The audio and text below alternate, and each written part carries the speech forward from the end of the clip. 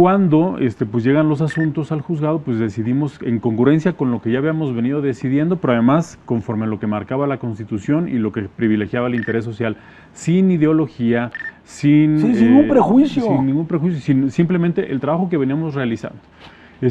Yo no esperaba una reacción de esta naturaleza, te soy muy honesto, o sea, yo el día que vi la conferencia, por ejemplo, mañanera, pues también estaba como sorprendido, pues se envió una carta al entonces presidente de la Corte donde se le dice, bueno, se pide revise la actuación del juez Gómez Fierro en este asunto. En ese momento era Arturo Saldívar el presidente de la Corte. Y bueno, pues envía esta carta. Y a partir de eso yo me entero por una reportera, por Penilei Ramírez, que escribió su primera columna de los sábados en Reforma, que la Unidad de Inteligencia Financiera había iniciado una investigación en mi contra y en contra de distintas personas cercanas a mí, particularmente mi familia.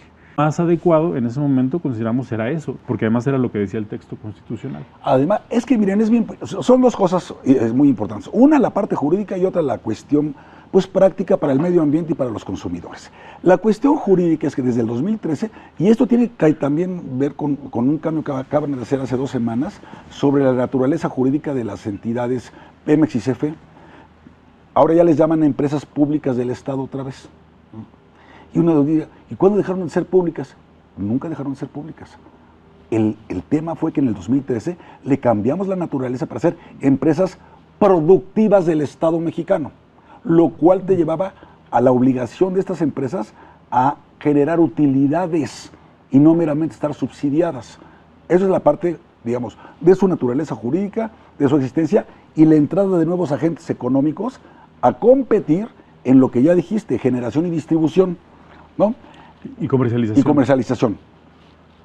¿Con qué? Pues contra la CFE. Y la CFE mantenía lo del despacho y, en fin, de esa energía. Pero ¿cuál llevaba a mano? Pues la energía que fuese más barata y más limpia. Y resulta que las energías que estaban generando los particulares eran más baratas y más limpias. Cuando llega este régimen se da cuenta que tiene un muro enfrente, que es la Constitución, y se le hace fácil al presidente, por acuerdos administrativos o decreto meramente presidencial, pensar que con eso le alcanzaba para brincarse la Constitución. Y resulta que se encuentra con una persona como Juan Pablo Gómez Fierro o como Rodrigo de la Pesa, donde le dicen, aquí no pasas. Y el interés social está más que acreditado en esta suspensión. ¿Por qué? Porque es en beneficio de la sociedad por cuanto hace al medio ambiente y del consumidor por cuanto hace a los precios de los energéticos. Entonces, resolvió en ese sentido una y otra vez Juan Pablo Gómez Fierro. Y dime cuál fue la reacción del presidente, porque ahí fue donde yo te conocí, en el patíbulo de las mañaneras. Yo ahí te conocí cuando te empezó a mencionar a ti, a tu familia, tus estados de cuenta, como si fueras un ladrón, como si fueras un miembro de la delincuencia organizada. Sí, bueno, yo la verdad es que contra lo que se ha dicho, yo nunca hubiera esperado una reacción de esta naturaleza. Primero porque ya habían existido 2 regulaciones previas que habíamos declarado inconstitucionales por la misma razón. Primero fue el que se denominó Acuerdo SENACE, un acuerdo que con motivo de la pandemia desplaza a los agentes económicos privados desde el mercado. Y dijimos, no hay razón, no está justificado y pues se va a generar energía más cara. Y luego hubo un decreto de la Secretaría de Energía con las mismas razones que decimos es inconstitucional por lo mismo y que finalmente en diciembre de 2020 termina declarándose inconstitucional. Y es que en febrero de ese año el presidente de la República envía una iniciativa para reformar la ley de la industria eléctrica y recoger lo que ya se había dicho que era inconstitucional tanto en el acuerdo SENACE como en el decreto de la Secretaría de Energía. Y cuando pues llegan los asuntos al juzgado, pues decidimos en congruencia con lo que ya habíamos venido decidiendo, pero además conforme a lo que marcaba la Constitución y lo que privilegiaba el interés social, sin ideología, sin ningún prejuicio. Sin ningún prejuicio, simplemente el trabajo que veníamos realizando. Yo no esperaba una reacción de esta naturaleza, te soy muy honesto, o sea, yo el día que vi la conferencia, por ejemplo, mañanera, pues también estaba como sorprendido, pues se envió una carta al entonces presidente de la Corte donde se le dice, bueno, se pide revise la actuación del juez Gómez Fierro en este asunto. En ese momento era Arturo Saldívar el presidente de la Corte. Y bueno, pues envía esta carta Y a partir de eso yo me entero por una reportera, por Penilei Ramírez, que escribió su primera columna de los sábados en Reforma, que la unidad de inteligencia financiera había iniciado una investigación en mi contra y en contra de distintas personas cercanas a mí, particularmente mi familia. Y bueno, eso generó después que la misma unidad de inteligencia financiera presentara distintas denuncias, tanto en la sede administrativa, en el Consejo de la Judicatura Federal, que es mi sede, digamos, de trabajo, y también en la Fiscalía General de la República. Y ya después, durante los 2 años siguientes, comparecí en los procedimientos, fui absuelto en todos esos procedimientos. El Consejo de la Judicatura Federal, bajo la presidencia todavía de la anterior, se me ratificó como juzgador federal al considerar que no había nada irregular y que no había yo cometido nada o había hecho algo indebido, ¿no? Esto ya en 2023 se me ratifica como juzgador federal, se resuelven los procedimientos y la propia Fiscalía determina el no ejercicio de la acción penal al considerar que no había ningún tipo de elemento para proceder penalmente en mi contra. ¿Y tú, en el criterio que te sirvió como base para dictar estas suspensiones, tú no cambiaste de forma de ser ni de pensar? Dijiste, mientras la Constitución esté ahí como está, no hay ley secundaria que valga, no hay decreto, no hay acuerdo, nada puede ir en contra de esta Constitución, y además el interés social está del lado del consumidor y está del lado del medio ambiente. Efectivamente, después de las suspensiones, en agosto de ese año dicté las primeras sentencias declarando inconstitucional, sí, la primera sentencia declarando inconstitucional la ley de la industria eléctrica por contravenir estos principios, por ser contraria a la Constitución, pero además algo también muy relevante, que la Suprema Corte, por una mayoría de votos de los ministros, que si bien no alcanzó la mayoría calificada en una acción de inconstitucionalidad, consideraron, igual que nosotros lo hicimos en la sentencia, que yo lo hice en la sentencia, que esta ley era inconstitucional, y más adelante la segunda sala resolvió exactamente lo mismo, incluso con los mismos alcances y efectos que en su momento nosotros le habíamos dado a la suspensión.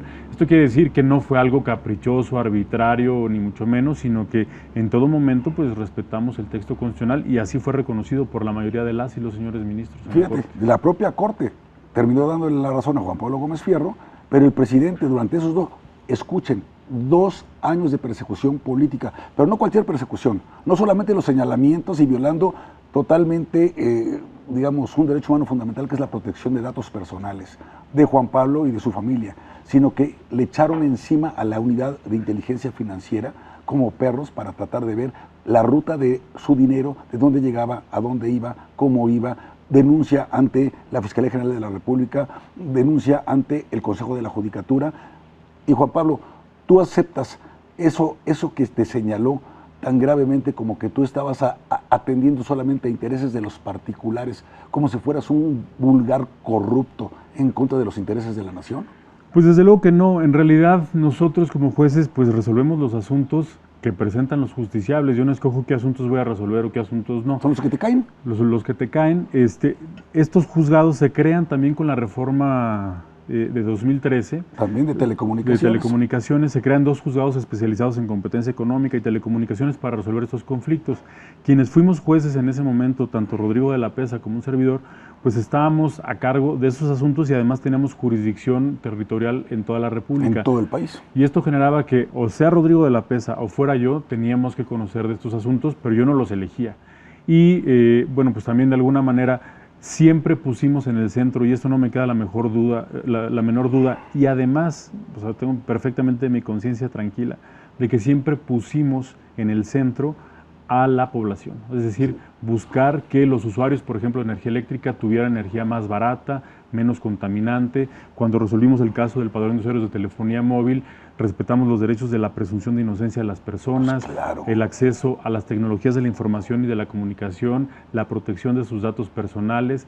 Tratamos en la ley de hidrocarburos lo mismo, que pudieran llegar combustibles de menor costo, aun cuando fueran importados, pero no porque yo eligiera ese modelo, sino porque era el modelo dispuesto en la Constitución. Quizá habrá otro en su momento y habrá que respetar el que diga la Constitución, pero en ese momento ese era el modelo y nosotros no estábamos de alguna manera marcando la política pública. Es que fíjense, y eso me tocó, insisto, en el 2013, y tuve una fuerte discusión con Luis Videgaray, que se acordará muy bien de esto, que en el 28 constitucional se decían, las decisiones que dicte la Comisión Federal de Competencia Económica podrán ser atacables vía amparo, ¿sí? Sí, las que dicte el Instituto Federal de Telecomunicaciones, que nació sustituyendo a la entonces Comisión Federal de Telecomunicaciones, COFETEL, dice, también podrán ser atacados en amparo, pero no podrá haber suspensión ni provisional ni definitiva en materia de telecomunicaciones, no así en competencia económica. Y por eso le caían todos estos asuntos de competencia económica en materia energética, ¿ok? Y ustedes recordarán que el ignorantísimo expresidente López Obrador preguntaba, ¿y por qué siempre le cae a los mismos jueces estos asuntos? Pues porque eran jueces especializados, porque nada más había 2 en el país, y porque a ellos les tocaba, era Melón o Sandía, era Rodrigo de la Pesa o Juan Pablo Gómez Fierro. Pero nunca lo entendió, entonces pensaba que ya todo estaba arreglado para que lo cacharan estos jueces y actuaran a favor de los grandes intereses económicos en el país, contrario a los intereses de la República y la soberanía energética. Con esas palabras, ¿eh? Entonces, a ver, entonces tu actuación, yo puedo decir, porque entonces a partir de entonces fue impecable y todos le dimos seguimiento a tu carrera. No solamente no pudieron contigo, no solamente no llegaron a ningún lado en cuanto a una disciplina que hubieras roto dentro de la Judicatura Federal, no solamente no cometiste un delito, hubo la declaratoria del no ejercicio de la acción penal por parte de la Fiscalía General de la República, cercanísima a López Obrador, sino que además ascendiste a magistrado. ¿Cómo fue ese proceso?